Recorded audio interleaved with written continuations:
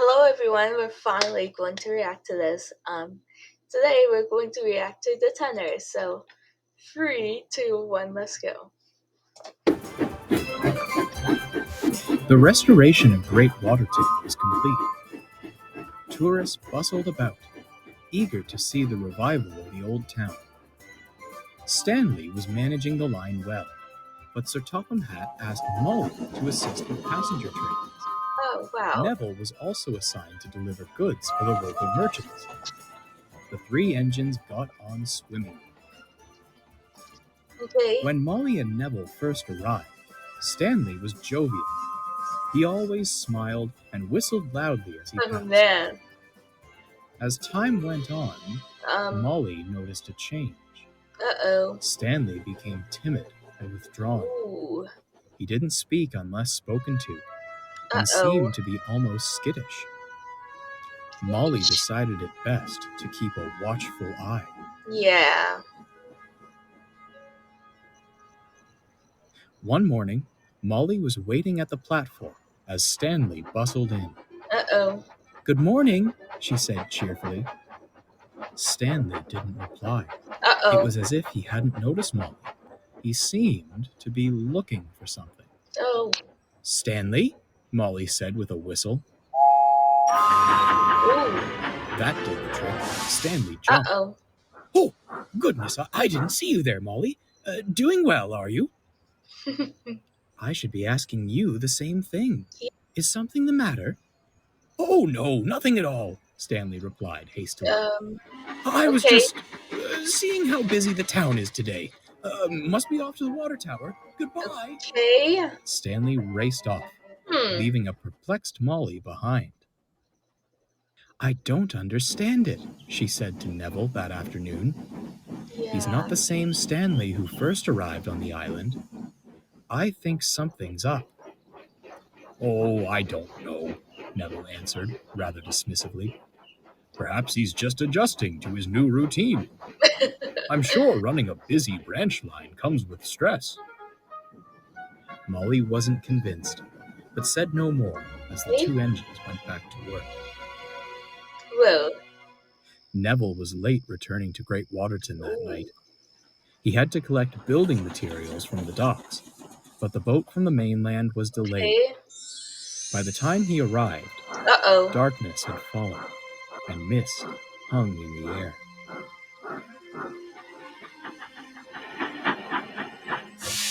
He was about to shunt his trucks away when a sound piqued his attention. Stanley was shuffling up and down, in and out of the sidings. "What's he doing awake?" Neville thought. He moved slowly towards the yard, trying to see through the mist, when suddenly... Oh my gosh! No! No! "Ouch!" Neville cried. "Neville?" gasped Stanley. "Oh dear, I'm sorry." Neville hesitated. Oh my god. In the distance, he thought he could hear a slow puffing sound. "What on earth are you doing?" he said, turning back to Stanley. I thought I'd forgotten to tidy some of the trucks for you," stuttered Stanley. "Silly me. Looks like I did. I'm going back to my shed now. Good night." Stanley shot off into the mist. Neville was speechless. He told Molly everything next morning. "And you say you heard another engine?" she quizzed.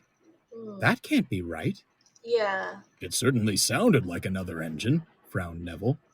"But Stanley was the only one working this line when we arrived." "That we know of," said Molly.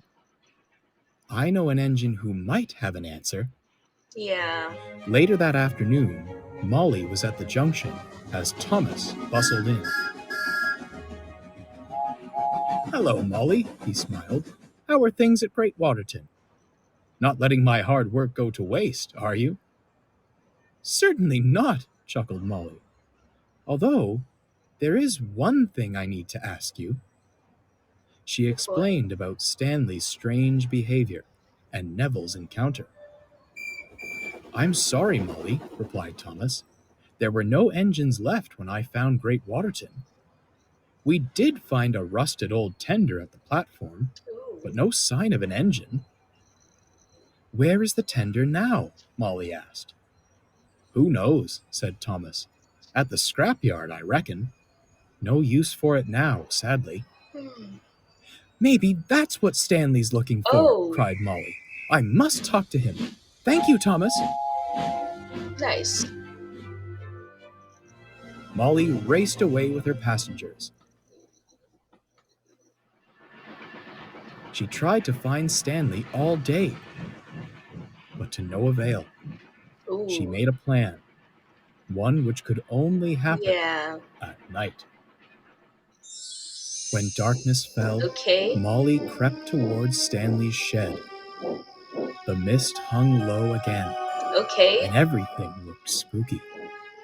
Ooh. She wished Neville was coming with her, but he'd been called away to collect a special load.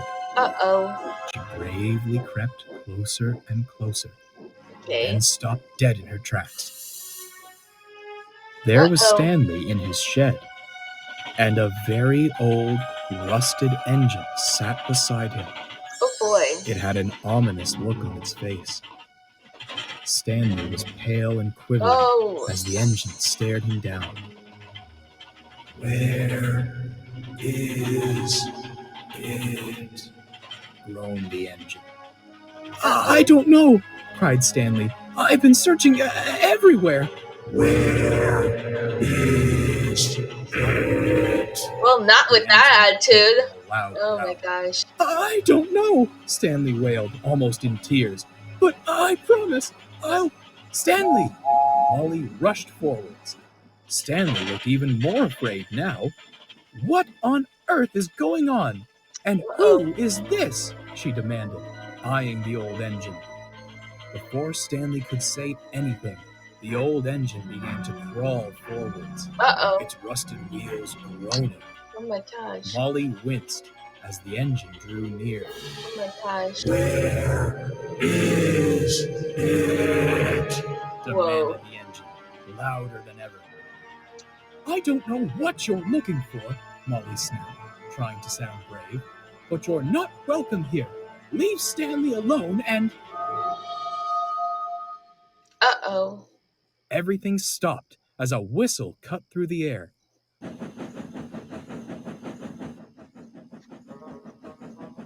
It was Neville. He was pushing an old tender. Oh. Neville jumped and braked hard when he saw the old engine. To Molly's surprise, the grimace on the engine's face curled into a smile, and its eyes began twinkling. You found it. Yay! It drawled happily. Thank you.